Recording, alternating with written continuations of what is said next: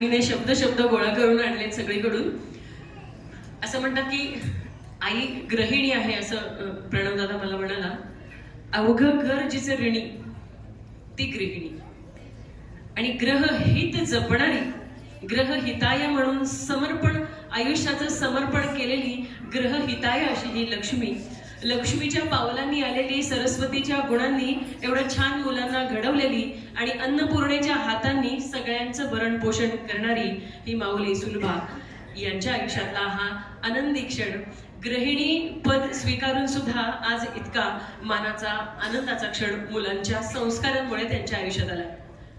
आता खूप सेंटिमेंटल वातावरण झालंय, आपण थोडंसं जरा हलकं फुलकं करूया.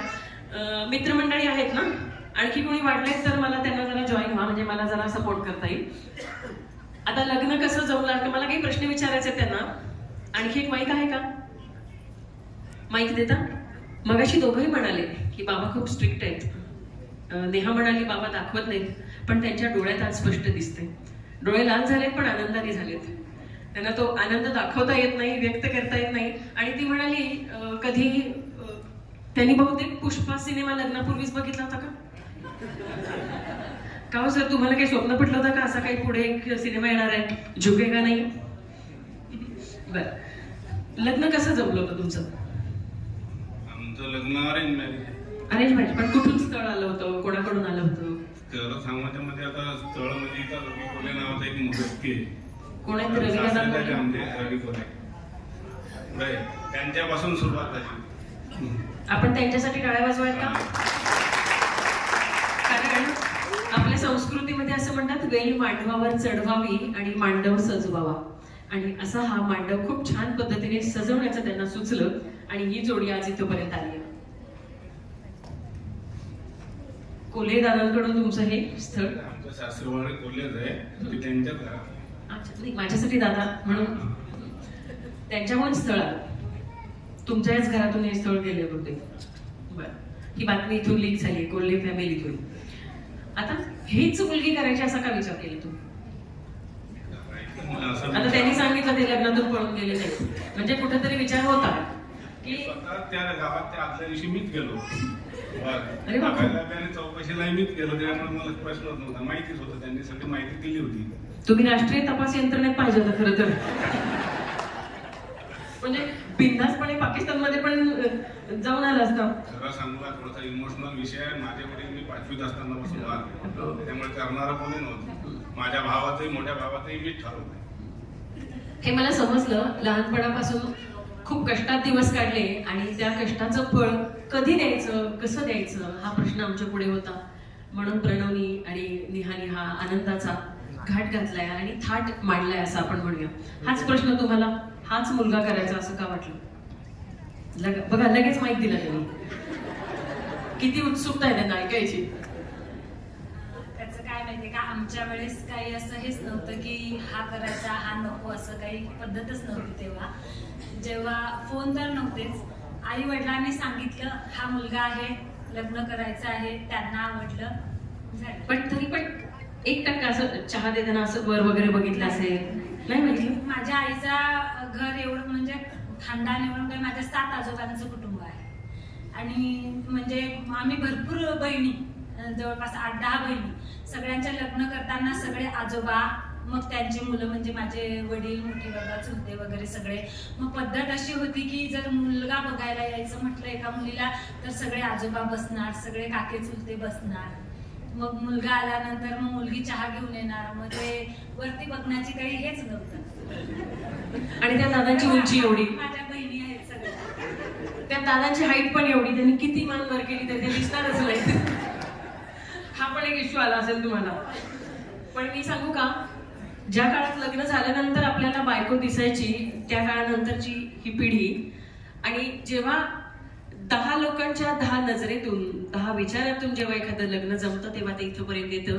त्यामुळे आताच्या जनरेशनला नक्की असा संदेश आहे की अरेंज मॅरेज नक्की करावं. आणि आपल्या आई वडिलांच्या मान सन्मानासाठी, त्यांच्या आवडीच्या ठिकाणी. आणि नक्की एवढं झालेलं आहे आता समाजामध्ये की आई वडील मुलांच्या पसंतीशिवाय पुढे जात नाहीत. त्यामुळे किमान त्यांना विश्वासात घेऊन लग्न करावं. तुझी चिमणी उडाली दूर अशा गोष्टी करू नयेत, कारण आपली चिमणी वाढवण्यासाठी आणि आपलं लेकरू वाढवण्यासाठी या आई वडिलांचे किती कष्ट असतात हे तुम्हाला आई वडील झाल्याशिवाय समजत नाही. तर त्यामुळे आई वडिलांच्या या भावना मात्र नक्की जपाव्या. चला, सामाजिक पंच मारून झालेला आहे माझा. किती जण मनावर घेतील माहित नाही. पुढचा प्रश्न, आवडी निवडी काय आहेत एकमेकांच्या? विरुद्ध आहेत की सेम आहेत? म्हणजे तुम्ही हो म्हणला की ते नाही म्हणणार, का ते नाही म्हणलं की तुम्ही हो म्हणणार, असं काही?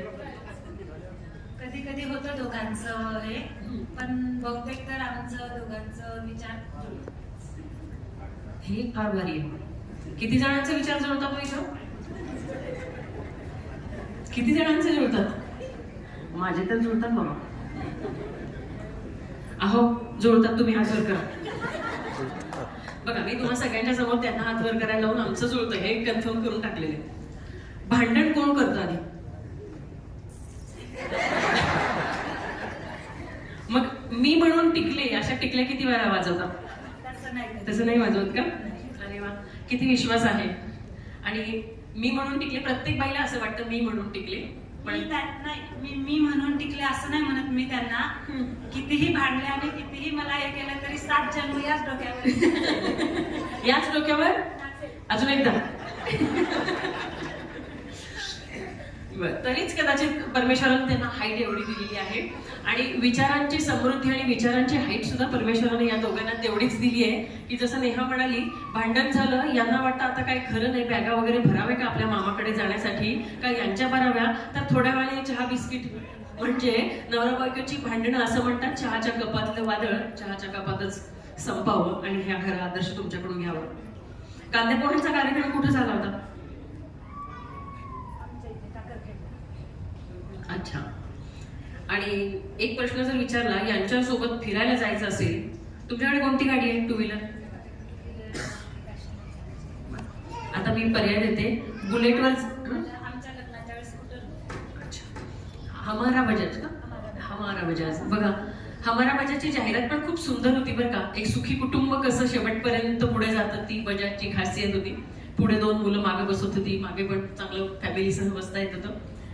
आता कशावरून फिरायला आवडेल? बुलेट, बैलगाडी, टांगा, ट्रकचा टप, शर्मिला टागोरांचं गाणं जे आहे ना, बैदा रहमान, देवानंद यांचं आज फिर जीने की तमन्ना आहे असं म्हणत. त्यांना ऍक्च्युली बुलेट चालवायला आवडते, त्याच्यामुळे बुलेटवरती आवडेल मला. आणि सायकलवर डबल सीट? सायकलवर पण फिरलेला आहे. सायकल पासून सुरू झालेला प्रवास हा आज मुलांच्या या आनंदाच्या सोहळ्यापर्यंत येऊन पोहोचलाय.